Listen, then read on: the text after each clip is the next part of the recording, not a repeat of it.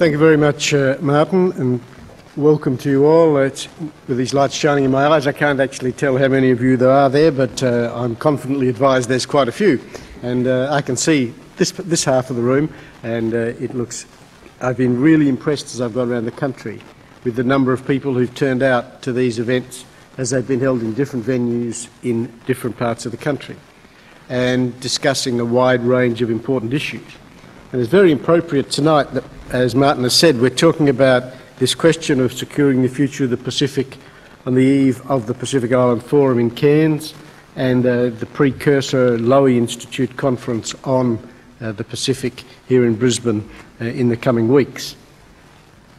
Because there is this image of the beautiful Pacific, and it's substantially true, of course, very beautiful, but politically, economically, socially, there are big challenges to be met. And I want to talk tonight about the role that development assistance programs from developed countries, and particularly Australia, can play in creating the positive outcomes that we want in the face of those challenges and the opportunities that go with them. I want mainly to talk about the question of creating greater prosperity. But before I do that, I want to mention a couple of issues, each of them worth a full discussion in themselves. I don't have time to do it, but I just want to mention them to be sure that we don't just say this is all about the economy and prosperity. And of course, they're also linked to economic success. That is the issues of peace and stability and the issues of democracy. They're both issues that have been under challenge in the Pacific in recent times.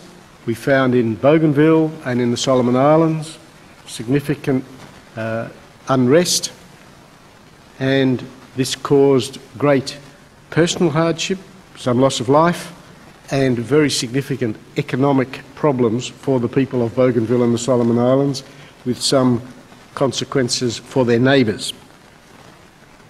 The restoration of peace in both those places has helped set them both back on a firmer economic footing, and Australia's been able to play a part in restoring peace and stability in both those situations.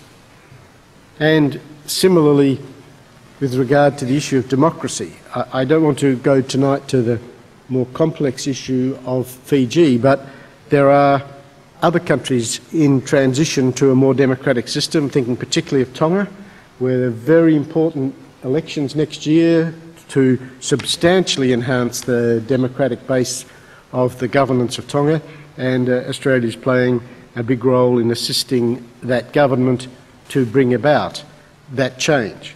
It's not something we can impose from outside on a friendly country like Tonga, but it is an example of how we can assist the democratic transition. So there are those very important challenges to be met and very important issues to deal with. But I want mainly tonight to talk about the Australian relationship with the Pacific, and particularly as it relates to the issue of economic prosperity for the people of the Pacific.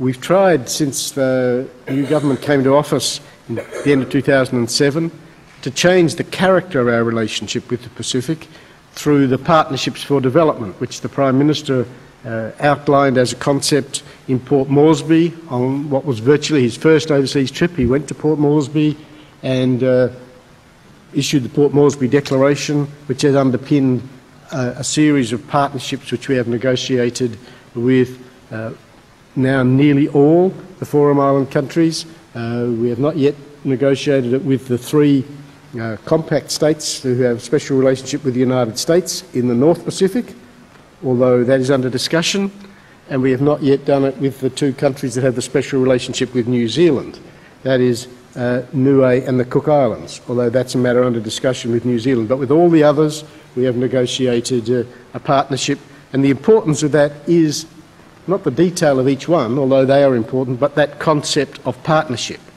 that we are working with those governments to achieve their goals for the people of their country. The other country with which we have not negotiated such a partnership, of course, for the sake of completeness, is Fiji. It's not that we won't, but we won't until there's some restoration of democracy.